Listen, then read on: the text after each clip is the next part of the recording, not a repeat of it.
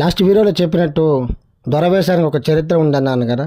అది ఏంటంటే తిరుపతిని పూర్వం పాలేగారు అయితే పరిపాలించేవారు. అందులో ఒక పాలేగారు రాజ్యంలోని మహిళలందరినీ తానే అనుభవించాలని దురాశ కలిగిన వారు. అలా రాజ్యంలో ఉన్న ప్రతి వయసుకు వచ్చిన మహిళలను బలాత్కారం చేస్తూ రాజ్యంలోని ప్రజలందరినీ భయభ్రాంతులకు గురి చేసేవాడు. అలాంటి టైంలో కైకాల వారి కుటుంబంలో ఒక ఆడబిడ్డ జన్మిస్తుంది. తానే మన గంగమ్మ. గంగమ్మ కూడా ఒక వయసుకు వచ్చినాక ఈ పాలేగారు అయితే అనుభవించాలని కోరిక పుడుతుంది. కానీ గంగమ్మ అతను వద్ద నుంచి తప్పించుకొని నేను ఒక వారంలో హతమార్చానని చెప్పి ఆ పాలేగారిని అయితే హెచ్చరిస్తుంది. ఆ పాలేగారిని ఎలాగైనా చంపాలని గంగమ్మ రోజు ఒక వేషం వేసుకొని తిరుగుతూ ఉంటుంది. 3 రోజులు అయినా ఆ పాలేగారు కనిపించకపోవడంతో 4వ రోజు దొరవేషం అయితే వేసుకుంటుంది. ఆ దొరవేషం చూసి ఈ పాలేగారు నిజంగానే తన దొర వచ్చారేమో, తన ప్రాణాలు రక్షించుకుంటామని దొర దగ్గరికి అయితే వెళ్తారు. అప్పుడు ఆ గంగమ్మ ఆ పాలేగారిని పట్టుకొని హతమారుస్తుంది.